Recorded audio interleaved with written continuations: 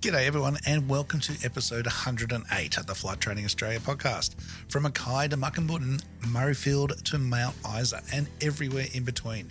This is the podcast all about flight training and flying in Australia and beyond. I'm your host Trent Robinson, g'day and a happy new year. 2024, if you can even believe it. It's gone so fast, it really has. I hope you had a great year. I hope you achieved everything you wanted to. And if you haven't, you can throw it into the next one. If it wasn't a great year, you'd rather leave it behind. Do what Ted Lasso says and be a goldfish. Forget about it and just leave it behind and move on. Focus all that positive energy in achieving amazing things and turn it all around for a better year this year. There's lots to achieve in aviation, whether you're just starting out or you're at the complete other end of it. There's always something to do, always something to set your mind on, new things to try. So if it's not aviation, do something else. All right, for myself, definitely time to get fit, start looking after myself better, and get some videos out there. I've been promising this for a long time. So to kick things off with the proper New Year's resolution commitment that I need, I've got one ready. I set myself a target. I was going to have it ready for this week, and that's what's going to happen. So I will be really getting, there's little YouTube videos out there on the channel, but nothing major as far as an educational format goes. And this is the first one. So this will be a trip from Bathurst to Darwin IFR trip that I recorded a while ago now. And taking it through the whole process of contacting Brisbane Centre on HF right through to setting up for the instrument approach, GPS tips, tricks and things that I'm seeing in IFR flights. Look, it's not 100% perfect. I nearly didn't do it. I'm got to fight the inner perfectionist in me, but it's got heaps of great tips. It's almost there. And look, I need to put these things out so they can get better as well. So the only way that's going to happen is if I get into them and start doing it. So that will be out later this week. For all Patreon members, you'll be able to get early access to it earlier in the week. That'll be out tomorrow afternoon, Monday afternoon. So look forward to that. And if you're not IFR rated or instrument flying and that, don't worry. This podcast is for everyone. And the YouTube channel will be no different. There'll be topics on all things aviation from beginning to advanced and everything in between. And they won't be coming out with the regularity that the podcast does. I can promise that. There's just so much work involved to get those videos out and all the content, but I'll get quicker and faster and more efficient and organized with it all. And we'll certainly keep them coming. So again, as always, if there's anything you'd love me to cover in a video format, there's topics that I haven't done on the podcast because they're just too visual. So I'll definitely be covering them off. But if there's anything you want me to cover off, let me know and we'll get stuck into it. And that is 100% where the support on Patreon is going to help with fuel money or aircraft hire and that sort of thing for recording for flights where I need to do some stuff with that.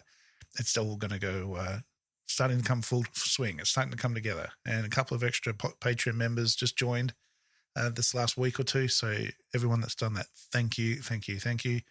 And look, let's stop talking. Let's just enjoy the year. Happy New Year. It's Monday. It's the beginning of the week. Let's get stuck into it with a really fantastic interview. So my next guest has been flying in the Territory for nearly 5 years now and is an outgoing head of operations, moving on to his next adventure in his career, and I can assure you that it'll be one hell of a ride. Here to talk all about that is Ben Webb. Mate, welcome to the podcast. G'day, Trent. Thanks for having me, mate. Mate, Merry Christmas and a Happy New Year. Yeah, right back at you. First episode for 2024. Yeah, like I can't even believe this year's already gone and we're into the next one. It's just been hooking along, but that's what happens when you get old and busy, I guess. Yeah, mate, time flies. Tell me about it. All right, so you're, we've been talking a lot over the last 12 months in particular and over the last couple of years, but especially the last bit doing your instructor training and that sort of thing. And we've been talking a lot about charter pilots coming up to the Territory and getting their jobs and some of the things that you've seen. So I'm really keen to get into that. But before we do, let's just talk a bit about your own personal journey so far.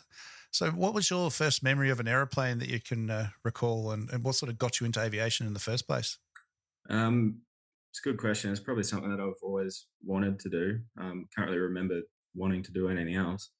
The earliest memory of a plane actually is a pretty cool one. It was watching a Concorde take off with my old man out at Oh, no way. yeah, Cairns Airport. I was about 4 years old. Reckons I was hanging onto his leg for dear life, just watching this thing rip off. Yeah, that's probably the earliest memory. And of all the places to see a Concorde in Cairns. Yeah, and it was actually the same Concorde that had the accident in France Oh, wow. later that year. Yeah, Well, there you go. What was it here in Cairns for? good question. Couldn't tell you. No idea. Someone was unwell and they had to divert or something. Yeah, Yeah, I have to look into that because I have heard that it went there, but you just think the Concorde would be a Sydney Melbourne thing, but not Cairns. yeah, it's a bit of an odd spot for it. And did you go there Holiday. specifically for that, or you just happened to be in the right place? No, I was born and living in Cairns at the time. My dad worked at the airport in the police station there, and then it just sort of happened to be going out, and he heard about it. He's like, "Oh, come out, watch this." Yeah, brilliant. Yeah, I don't have too much memory of it other than the sound and that thing sort of taking off. Grabbing a leg. Yeah, 4 big afterburners just ripping past. Yeah, It would have been incredible to see. It's something I haven't witnessed. yeah. All right. And so from that memory there, is that sort of followed you through your childhood and schooling, and you knew that's what you wanted to do? Yeah. Yeah, I think so. I was very lucky. I sort of knew what I wanted to do. I didn't sort of struggle to find a direction in life. But yeah, it sort of shaped out my sort of childhood and that sort of thing. Started learning to fly when I was about 14 or 15. I was 14, flying gliders with the Air Cadets.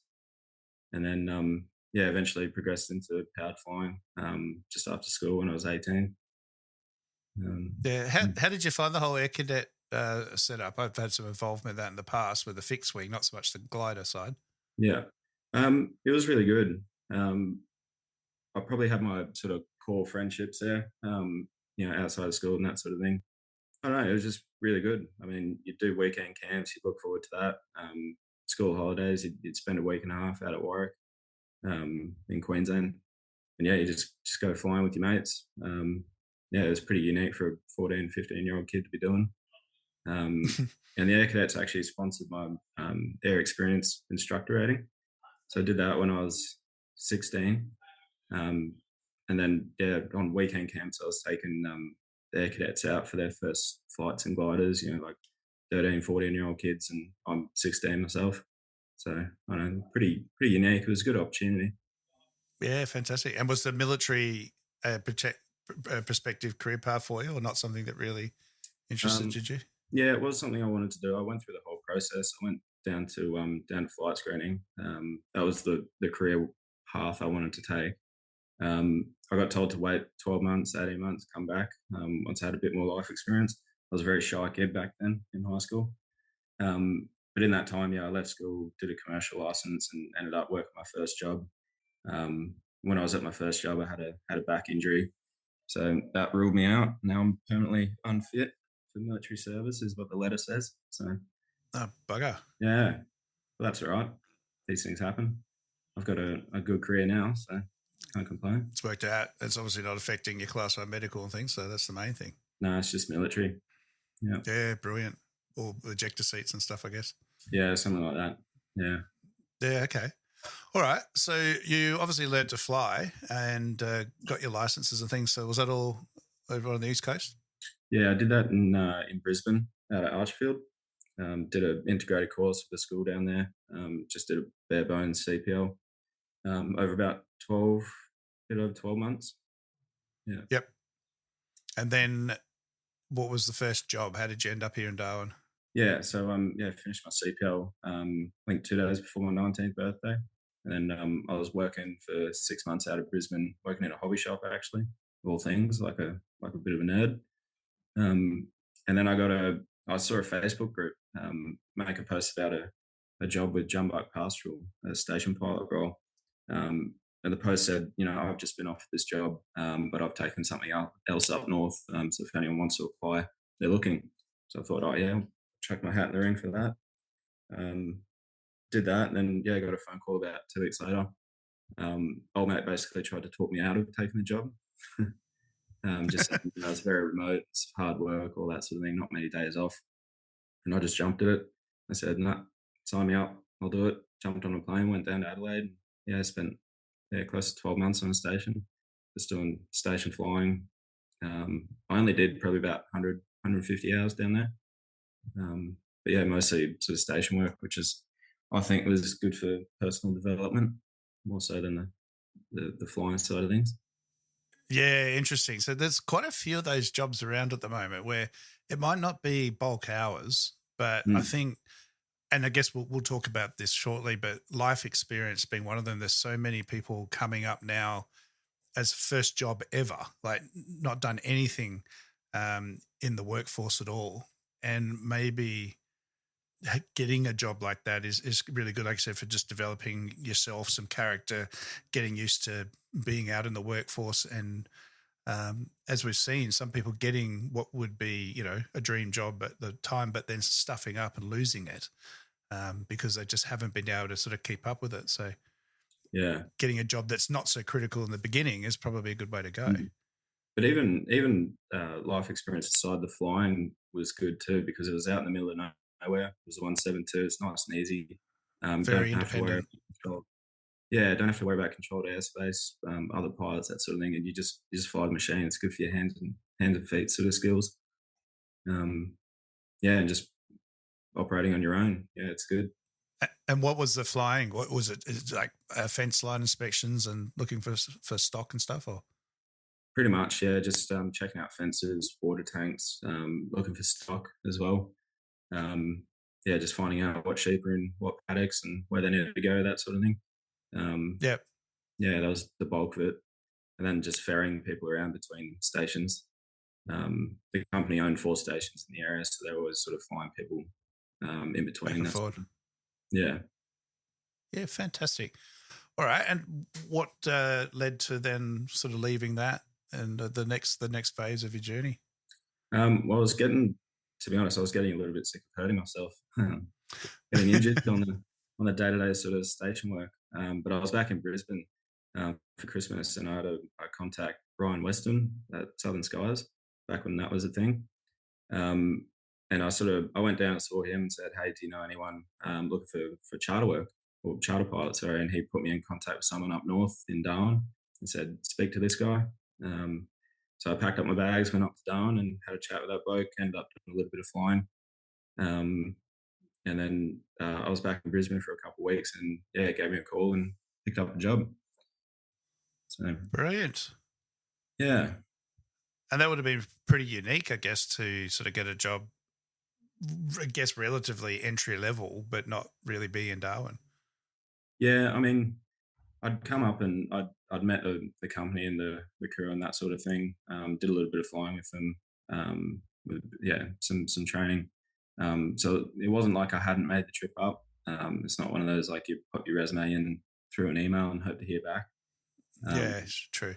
yeah, I just happened to be back in Brisbane just to sort out my life, sell my car, and I was going to move back up. And then yeah, he just gave me a call and said, "Do you want to start?" So I had to hurry those plans up and then cruise on up there. Yeah, that's amazing. So, how did you go about such a short notice sort of opportunity and organizing your life, your bits and pieces and accommodation and that? What was your sort of attack? Well, I was pretty lucky at the time. So when I went to the station, obviously I left my parents' house the first time moving out. Still had a fair bit of stuff there, and they were pretty cool with leaving stuff there and just sort of up and then leaving the bag of clothes. Um, so I was lucky in that regard. Like I was pretty mobile, could just sort of up and leave at any point in time. But yeah, sort of came up here. I had a friend who was working for the Border Force at the time in Darwin. Shout out to Justin if you're listening. He was kind enough to let me crash on his couch for a couple of weeks, just while I did some flying and yeah, got myself sorted. Did a little bit of line training, that sort of thing, before I got shipped out to Elko. So yeah, just like had a mate that was up here and got to crash with him for a bit. Didn't have to spend too much money. Yeah, because it's definitely something I get asked a lot is how do I kind of set myself up in Darwin, but not be committing to a rental or something else if I potentially could be moving out of Darwin very soon because you just don't know. So having Yeah. someone that you can stay with obviously is just golden, isn't it? Yeah, it is. And I mean, I met him through the air cadets, so yeah. All right. So how was work out on a remote community like that? How did you find that? Challenging. Yeah, I was out there for 12 months, and I think 12 months is probably just the right amount of time. A little bit more than that, you probably go a little bit sort of loopy. So do you Um, want to describe the location and where it is for those that don't know? yeah, so Elko Island, it's a small community out near Gove. It's probably about a 30-minute flight from Gove in a 210. Um, yeah, it's just a remote dry community, primarily Aboriginal sort of occupants, I guess. Um, you get the usual sort of service providers, nurses, teachers, that sort of thing. But other than that, your sort of social circle is really just like the pilots. There's not really much to do out there unless you like fishing. That was pretty good. Yeah, just a remote community, middle of nowhere. And is that mainly how you sort of spent your time fishing and camping and or Working, actually. Yeah. Um, did you have a second job or you just flew? yeah, well, I mean, like, yeah, I was working heaps. Yeah, long days and yeah, days off, you go fishing, hang out with your mates. Generally, just either lay in bed or watch TV when you get a day off. And how about the weather out that way? Did you find it a bit challenging at times, more so than the sort of what you've seen in Darwin? Or Yeah, I think it's a little bit different, particularly out in that Gove area. A lot of the time, I found, particularly in the wet season, um, most locations would be okay, but Gove for whatever reason just gets socked in, and it's it quite really hard to does, get doesn't it? into. Yeah, you get quite a lot of low cloud and fair bit of rain and that sort of thing out that way. So that was a little bit challenging, particularly with the dirt strips around there. We did a lot of work into places like Mata Mata and Ruraway, which are small dirt strips, so probably 700 meters, about halfway between Elko and Gove. So flying into those in the wet season was quite challenging with that weather around. Um, they wouldn't drain that well, being all muddy and all that sort of thing. So it definitely had its challenges. And then dry season, you get plenty of smoke. Can barely see 5 feet in front of you. Um, yeah, it's quite a challenge. You get both ends of the spectrum there. 100%. How did you manage your sort of risk mitigation on wet season dirt strips as far as, being firm enough and not getting bogged or doing damage? Um, well, because we flew to these communities quite regularly, multiple times a day, most weeks. Um, you sort of build up a bit of a network of people out there that you can sort of trust. You give them a call, see if they can go out, drive a Land Cruiser down the strip or so, just sort of see how boggy it is. Um, yeah, just having people, boots on the ground, that can check it out for you, that are reliable. Um, other pilots, you get to know other company pilots, MAF out there going to those strips all the time in the air vans, and they're normally pretty good. So you just give them a call, Yeah. just say, All work together. Yeah. yeah, just sort of rely on each other. I mean, you're all doing the same job, so you want to sort of help each other out where you can. Um, yeah, the main one is just having probably someone reliable on the ground. The key word's reliable, because you do get a lot of people that you'll call up, and if it's their flight and they've been in community for a few weeks, they're keen to get out, so they'll just tell you what you need to hear to get the plane in. Um, Yeah, that's obviously some of my advice all the time. The farmer will always say, "Yep, no worries, mate," or the local yeah, operator, because they want the freight to come or whatever it is. But yeah, next minute, you're sitting there with one wheel broken off and stuck in the mud. yeah. Yeah, it happened to one of my mates out there. His first day checked the line, got a 210 bogged. There's a Oh dear. Yeah, there's a good photo of it. He's taken a photo of all the school kids pushing this plane out, and he's standing high and dry out of the mud. Yeah, no, you got to be careful. All right, mate. So before we move on to the next thing, I noticed you keep having a bit of a drink there. Like, what have you got there? Oh man, I've got an ice cold slushy from Sunshine Slushies.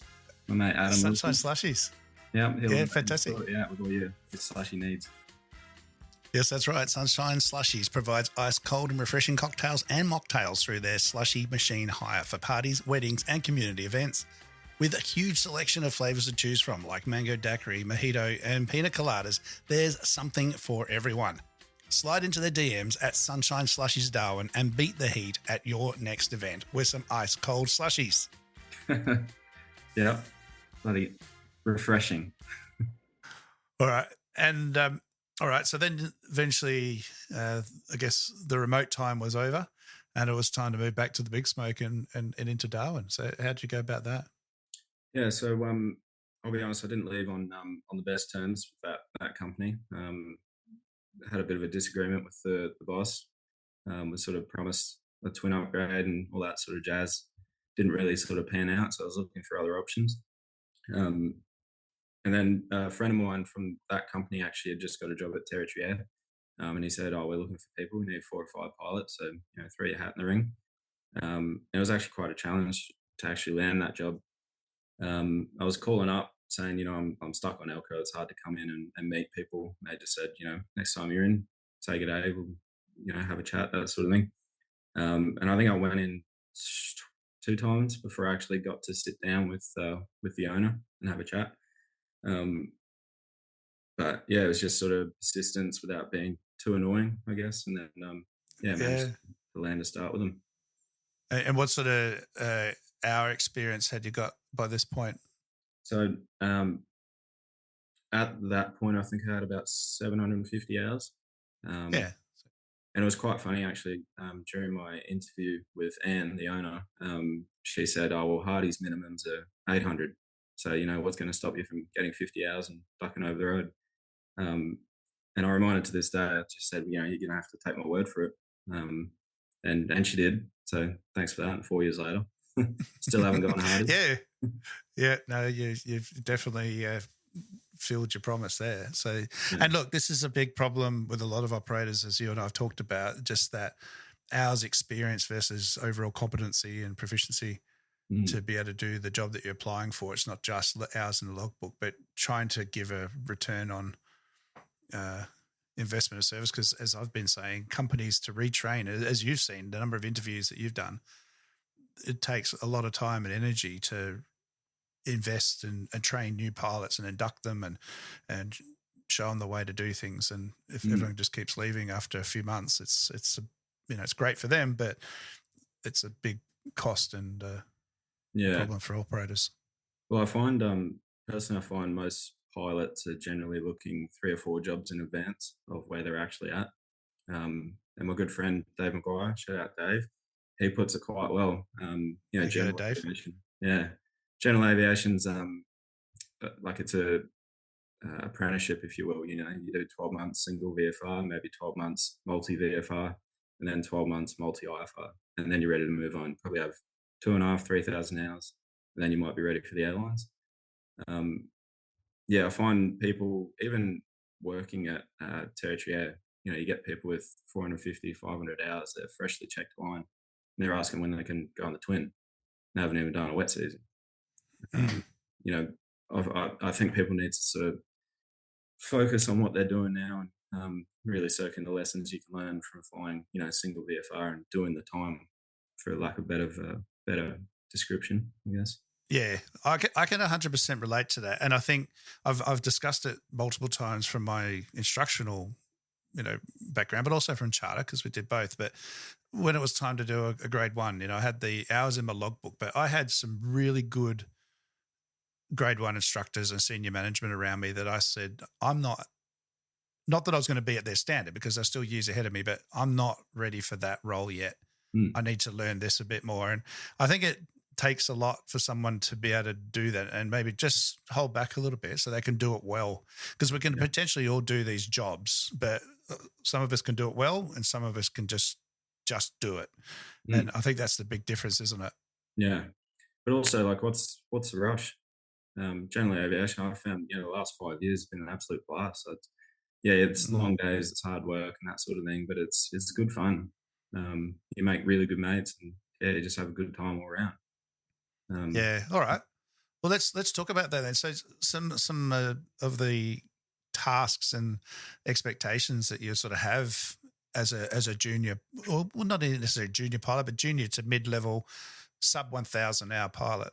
What's a day in the life of? Um, oh, that's a good question. um, a day in the Well, life. first of all, what time does Ben wake up?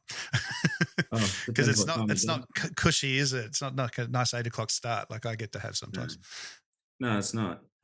Sort of depends what you're doing. I mean, some days in the dry season you're doing an early pickup, so you fly out at night and you'll pick someone up at first light from Waialula. So your alarm's going off at 2 in the morning, and yeah, you're starting work at 3, and you're launching into the night to pick people up.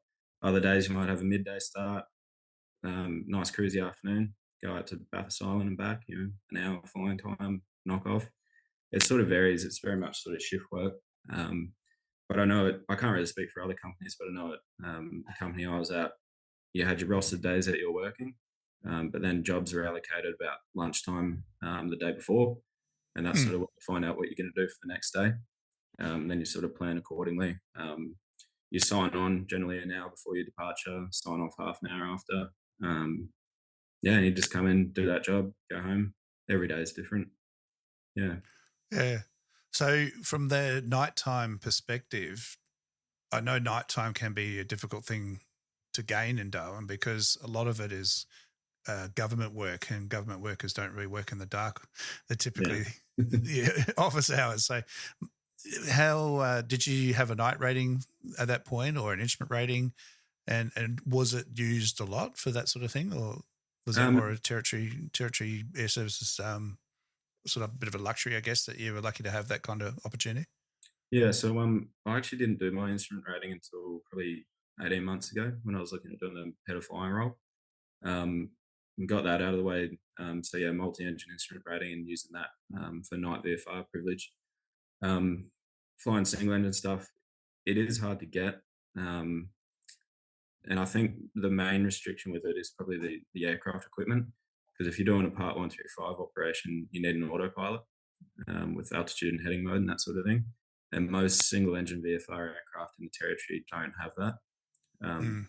but the aircraft at Territory Air Services, I think pretty much all of them have Garmin autopilots with G5 HSIs and that sort of thing. So they've got the equipment to do it, so we can. And the owners, like Anne and Brenton, also know that night hours is quite hard to get, and yeah, it's just something to keep the pilots happy. If you go out Yeah. and do a bit of night, if you get 20, 30 hours night in a dry season, it's worth its weight in gold. It's hard to get. Oh, 100%. Yeah. Hmm. No, definitely. Because I know a lot of people sort of look to go into Careflight and things, but just the very nature of the work at Careflight, you can't skimp on some of this stuff, No, and you need that night experience. And again, night experience down in big city lights is not territory night as no, well. not at all. I mean, you go 15 miles away to Litchfield at night, and you're doing a black hole approach. It's scary. It's different. Absolutely, yeah. Well, that's why I love going over to Tiwis to Snake Bay and that sort of stuff. Yeah, yeah. Moving through the ranks, then once you got the instrument rating, did you you started moving on to the twin and getting a bit of Yeah, time on that then? so I did my multi-class rating a little bit before that, probably 2 years ago now, maybe a bit over 2 years. Got on the twin, flew up VFR, excuse me, and I think I had probably 300 hours multi before I did the instrument rating, and then still Did you just find that helped with the instrument rating? for sure, yeah. I wasn't too worried about the multi-engine side of things, the engine pairs and that sort of thing. The little nitty-gritty things of flying a piston twin, sinking props and all that sort of thing. I could just solely focus on the instrument flying, which was hard enough for me as it was. Yeah, it's a big step, isn't it? Yeah, yeah. But I think I did it at the right time in my career. I found when I did the instrument rating, I was doing it with a bunch of other people who were fresh out of flight school, and I think I managed to get through my instrument rating in 2.5, 3 weeks. And those guys were taking 6, 7 weeks. And I think it's just the experience, it's time in the aircraft. If you got 2,000 hours before you do an instrument rating, it's yeah, things come a lot more sort of naturally, flying wise. Yeah, less you got to focus on trying to remember and learn, isn't it? Yeah, exactly. Yeah. Yeah, Um, magical. All right. So just back to than that, yeah, what your daily tasks and stuff. So what are some of the jobs or the more interesting jobs that you would get as a charter pilot in Darwin? I mean, you get all sorts. You get your sort of standard A to B, B to A, pick people up, drop people off, that sort of thing. Occasionally, you get some strange cargo. You might do coffin retrievals, drop offs, which is a bit of an eye opener in certain communities. It's quite unique. Um, So yeah, just let's talk about that. So I have those that have been to my seminars and stuff. I have sort of discussed that, but what's involved in the whole coffin transport? well, generally, the undertakers or whatever you call it, I'm not entirely sure what their job is. They'll sort of come in, drop the body off, load it into the plane for you, that sort of thing. You rip all the seats out, strap it down. Normally, it has an escort, one or two escorts that'll fly with you. Fly it out to community. Normally, there's a welcoming party, I guess you could say. In the communities, though, it's quite unique. You'll probably get hundreds of people that will turn out. It really Yeah, is, isn't it? yeah, you get lots of tears. It's very, how would you describe it? It's an interesting environment. Yeah, you have to be sort of very careful as well. You'd sort of pull up, make sure the gates are all sort of locked because they will sort of surround the plane. I've had people jumping on the plane, walking over the wings and on the 210, that sort of thing. Sometimes you have to physically push them off the aircraft. Um, Yeah. yeah, it's quite unique. Yeah, It's the I know the way different communities across the world handle death is very different, and something that we see a lot in Darwin, both at Darwin Airport and then, like you say, out at community.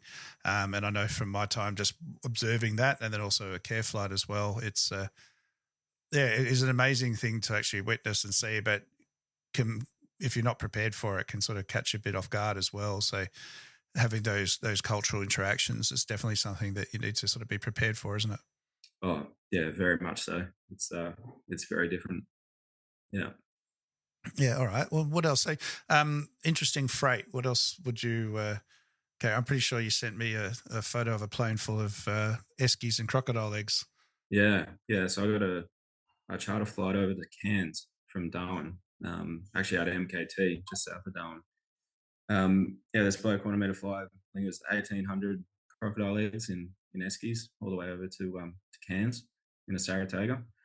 Um, Yeah, it and was just quite explain why we're using a Saratoga and not putting it on an airliner. well. I think it was to do with the pressure.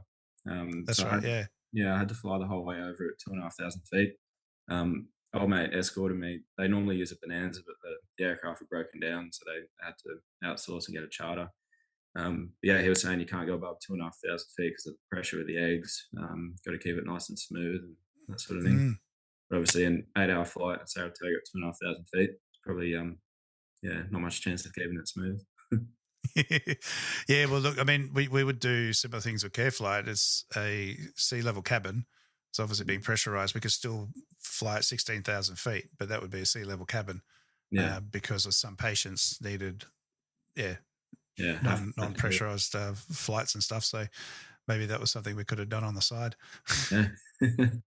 All right. And what about jobs around the company itself? So when you're not flying, what sort of things would be a realistic expectation for pilots to be doing?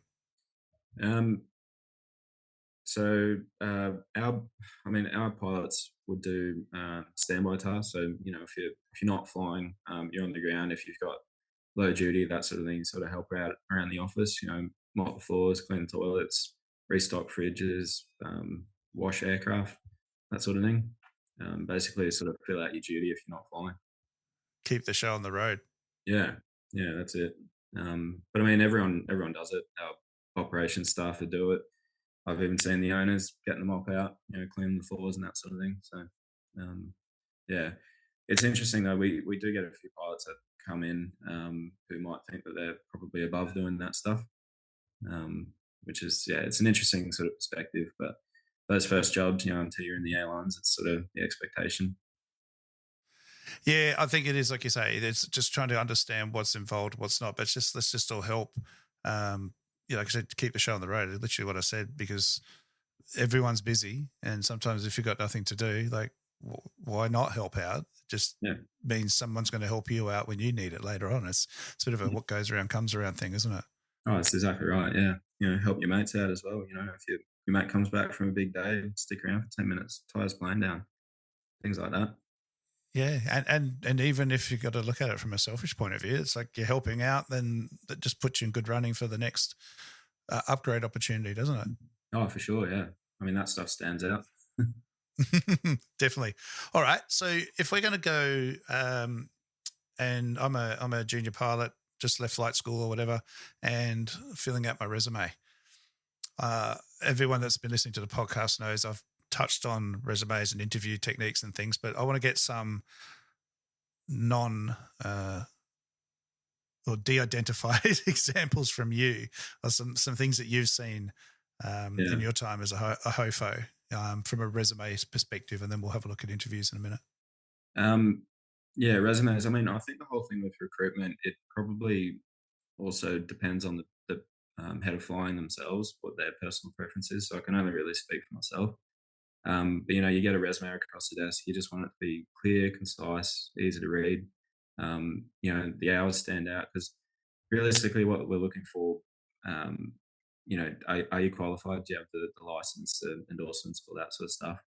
And do you have the hour requirements for insurance and that sort of thing? You tick those boxes. Yeah, I might maybe have a read of your description, see what you're about. But I had one resume a few weeks ago, and he put in the cover letter. I think there were about 3 paragraphs about what his grandfather did in World War II because he was a pilot, and then his dad was an airline pilot. So I knew a lot about his granddad, his own dad, but nothing really about him. So it's not relevant.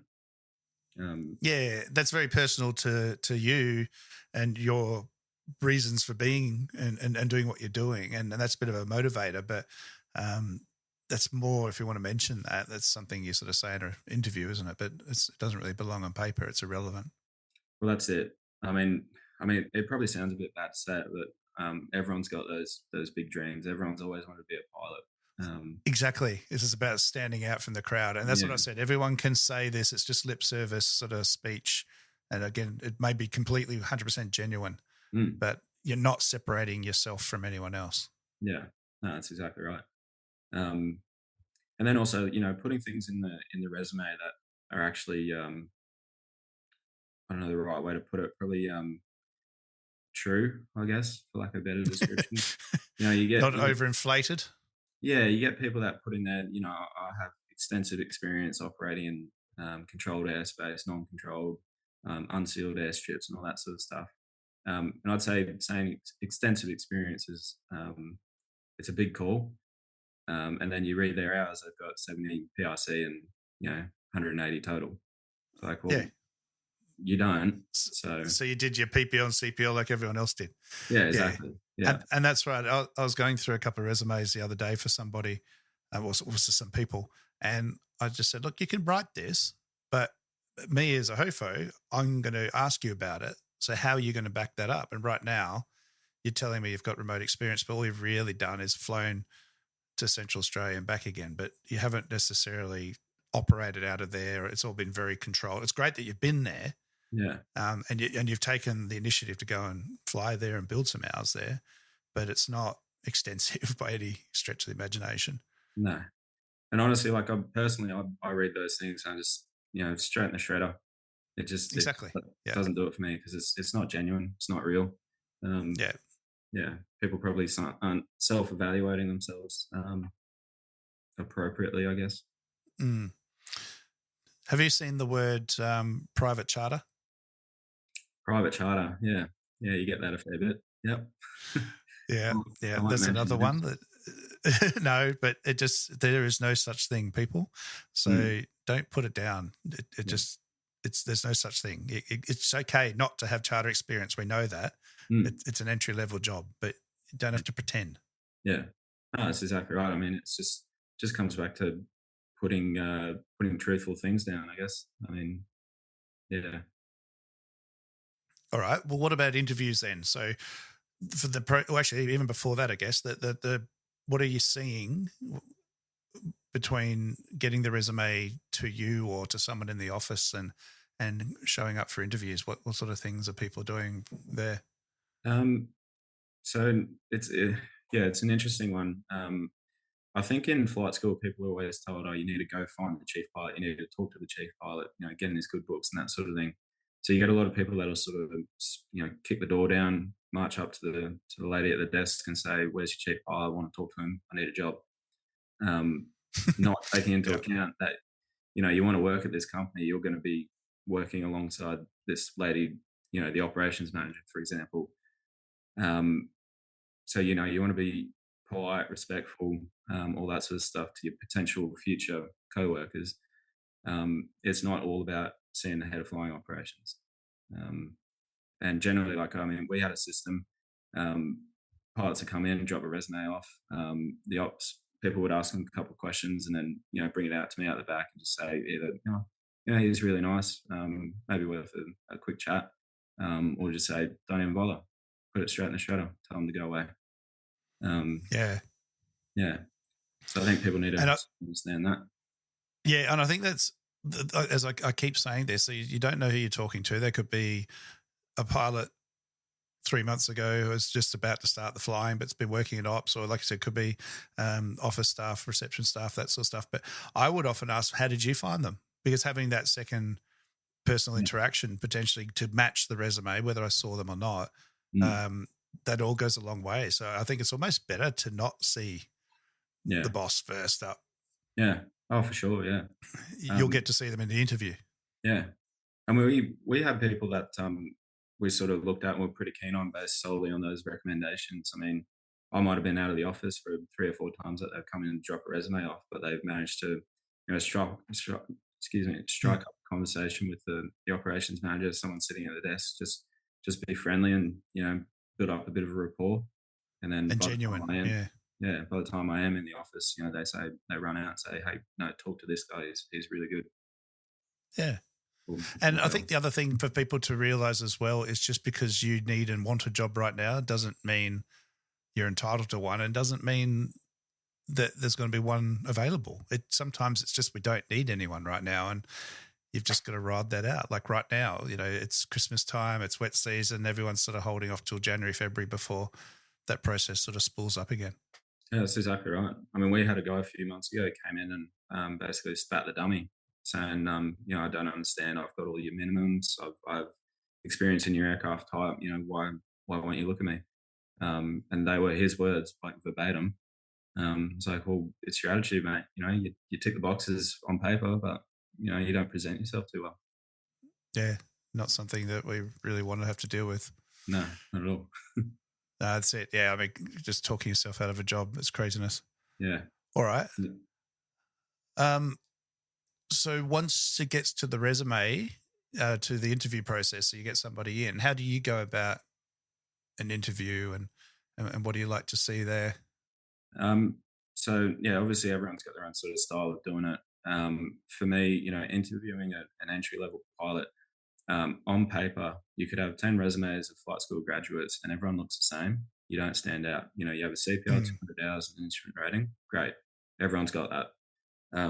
The interview is more about the sort of personality. On paper that you've got all the qualifications, that's fine. You can obviously fly a plane enough to get a commercial license. But yeah, it's mostly just a personality thing. Will you fit in with the team? Are you willing to go above and beyond, do those extra jobs like the standby tasks, just sort of suss out that side of things. Occasionally might ask a couple questions about air law and that kind of thing. I find a lot of pilots will come in looking for that entry-level job in a Part 135 organisation, but they've never read Part 135. Ask them a pretty simple question: how far offshore can you fly in a single engine aircraft that over water? And most of them don't know because they haven't read Part 135. It's a little bit odd in my opinion. It's not about learning it once you need to learn it. It's about, well, you're applying to go into this industry, so get to know it now, it's only going to make your life easier, isn't it? It's like what we were talking about before with just doing your twin before the instrument rating sort of thing. It just Yeah. makes the whole process more manageable. Yeah, that's exactly right. But yeah, for interviews, it's mostly just personality. I mean, you can train a pilot, you can't really train a person per se. Yeah. Yeah, fantastic. All right. So if we were to sort of sum things up of what you've seen, what would you say the top 5 things to ensure or help ensure that you get a job? Um, Presenting yourself well, be polite, be courteous, all that stuff I sort of spoke about before.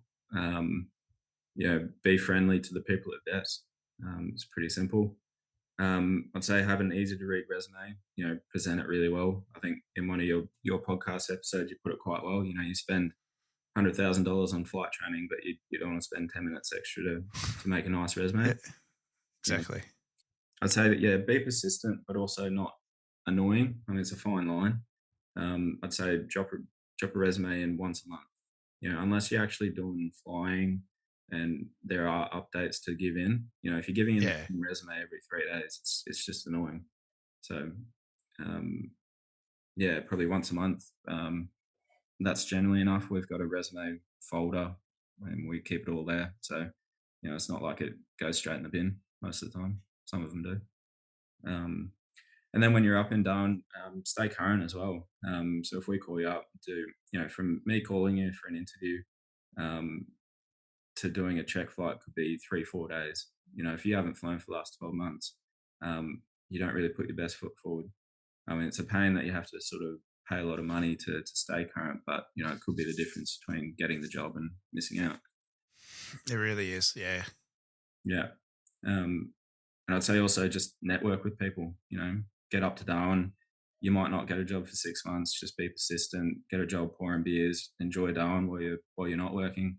Try and meet pilots. Most of the time it is about who you know. And generally, one of the boys will come in and say, I've got a mate, he's just moved up, he's pretty good, he's been here for a few weeks, have a look at him. And that's how probably 90% of it works. Yeah. What are some of the best spots to run into pilots? Where does everybody hang out? Oh, ski club on a Friday, are we? Yeah. Yeah. Generally Quiz night's still going? quiz nights. Yeah, probably. Yeah, a few of them do the trivia nights, that sort of thing. Down at the waterfront. Oh, just everywhere. They do them. Yeah, I'm not sure. Like they sort of tour around each of the pubs, changes each week. But yeah, shenanigans Friday night. Yeah. It's a big Friday night. Yeah, yeah. All right. Well, how about top 5 sort of how to talk yourself out of getting a job? The top 5 turnoffs. Don't be annoying. It's probably the number one. I don't want to talk to someone every week, when they're not getting updates on their resume. I mean, it's like I said before, just if you have an update, yeah, bring it in. But otherwise, once a month, that's enough. That's fine. And generally, if we're not hiring, we're not hiring. So, wordy resumes as well, just keep it easy to read, like I said before. And another really big one I've seen recently is bad mouthing other operators and previous employers and that sort of thing. Yeah, I find it a bit sort of, I don't know the way to put it. It's a big turn off for someone to come in and say, well, I only want to work for you because I don't want to work for this company because of X, Y, Z. And it's like, okay, really limit yourself, but also you don't really know what you're talking about because you haven't worked there. So, things like that. And also offering to work for free. I mean, I might be alone on this one, but I don't particularly appreciate it, I guess. You're a professional pilot. You've spent a lot of money doing your flight training. You shouldn't be working for free. You're a professional. So yeah, couldn't agree more. Yeah. Getting some work experience, that sort of stuff's okay, as I keep saying. But yeah, just if you're being relied on a business sense to keep the cogs turning, like I'm just so against all that process. So yeah, no, exactly. And yeah, probably stay current with the rules. Actually read them. Yeah, it's a big one. Yeah, rules and procedures, just basic stuff. Again, doesn't have to be specific to that aircraft necessarily if you haven't flown it, but just the generics. Because again, I'm seeing it all the time with the 210 checks and stuff that I'm doing as well. That basic knowledge, IPCs even still just Yeah, very average, very poor. I think people aren't either being challenged to do it or just pick it up and have a read. I know it's not the most fun thing to do, but no, that's your job. That's the expectation. If you put on your resume that I can do all these things, I'm going to ask you questions about them. And if you can't do it, then I have to start wondering, well, what's this resume mean? yeah, no, that's exactly right. Um, I do actually have one other point for the sort of things to do. I think you need to preserve your reputation a bit. I'll give you an example. There was one bloke I saw enjoying a night out on the town, and I see this bloke and he's throwing ice at people, um, just around the pub, just being a pest. And I recognised him because he put his picture on his resume, and I thought, oh, I know that bloke. Pulled out my phone, got up the work emails. I was like, yep, dead on. That's that bloke. It's like, you're just being a pest. You never really know who's around. You don't know who you're talking to. Just Yeah. You are a walking resume. Is the industry is just too small. yeah, It's just your that's exactly right. conduct, your behavior, everything you do. Especially in Darwin, very small town. Very small. Yeah, No, there's some really great tips there, mate. I appreciate you sharing those. So yeah, and look, as far as progressing onto new opportunities, that's your time has come. We've done your instructor training for check and training for 119, which never came no, came in. yeah. Maybe the 2014, maybe 2024. Sorry, this year's the year. But what's happening next for you, mate? Something very, very exciting. Yeah, I'm moving on to a company in New South Wales, Coulson Aviation. Managed to snag a job flying a King Air with them, starting in January. So yeah, had a rapid Yeah, brilliant. transition Yeah, fantastic. Which, if people don't know, is all the firefighting, and that aircraft sort of flies the lead line for the tanker to follow in there. and drop the retardant, doesn't it? Yeah, and they do a fair bit of fire scanning and mapping and that sort of thing. Yeah, a bit of passenger transport. Yeah, just a good mix. Yeah, and some potential progression within that as well, mate. So I'm really happy for you. And Yeah, having flown the 200, it's an amazing aeroplane. You're going to be in the 350. yeah, It's a type rated King Air, which is even better, and it's just a fantastic aeroplane. So I know you're going to thoroughly love that, and the few of the options that might be there for you in the future. I'm really yeah. excited for you. I'm looking So I'd love forward to to it. talk to you about that Yeah, later on. Yeah. maybe in the future. Yeah, hit me up. Yeah. Yeah, once you're settled in, that's fantastic, mate. All Yeah, right, look, thank you very much again for joining us, buddy. It's been a great chat, and like I said, it's been fantastic working with you over the last couple of years. And yeah, I look forward to seeing Mm. what happens and talking to you later on. Yeah, likewise. Looking forward to it.